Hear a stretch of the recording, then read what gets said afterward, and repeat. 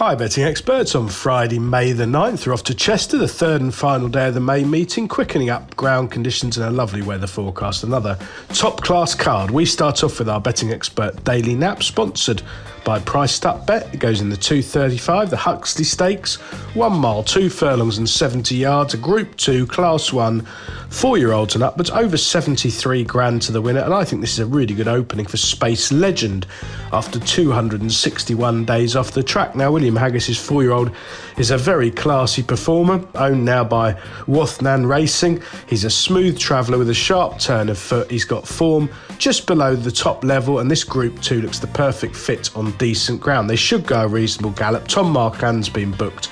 He's been off for 261 days, as I say, but he's bound to be fit. He won off a long absence, first time up last season. And William Haggis at the minute, he's had 12 winners in the last 14 days at a 31% strike rate. And I think Space Legend is just the sort of 4-year-old who'll carry on improving. He's only run 5 times in his life.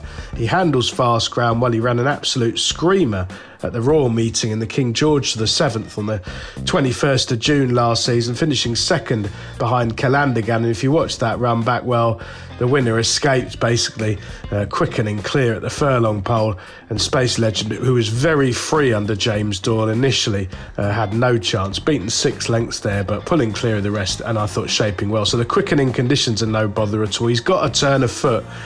He's proven over this sort of trip and beyond, so Marquand will be looking to weave his way through late. Hopefully they go a decent gallop.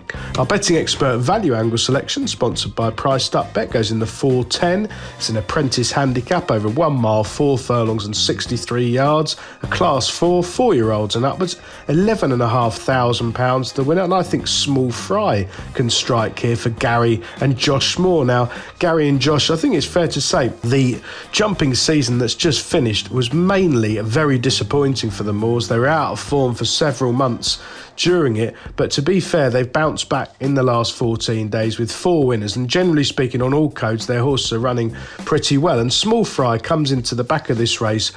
He ran really well at Epsom when finishing third behind Asgard's captain, ridden by today's apprentice Ashley Lewis, who's a promising young rider. He should be spot on fitness-wise for that. I suspect that was a sighter for this race, and encouragingly, I like the fact that he's a winner at Chester before, over 1 mile, 6 in fact last September, and at Epsom before that. So these undulating, turning tracks hold no terrors at all. Now, he is higher up the weights, but he should be spot on now, 17 days later, and he seems sure to go close, granted any luck in running. In a race with all these apprentices, I suspect they'll go absolute hammer and tongs and bring his stamina into play late on. Best of luck on Friday, betting experts, and please do remember to like and comment on all of our Priced Up Bet sponsored videos.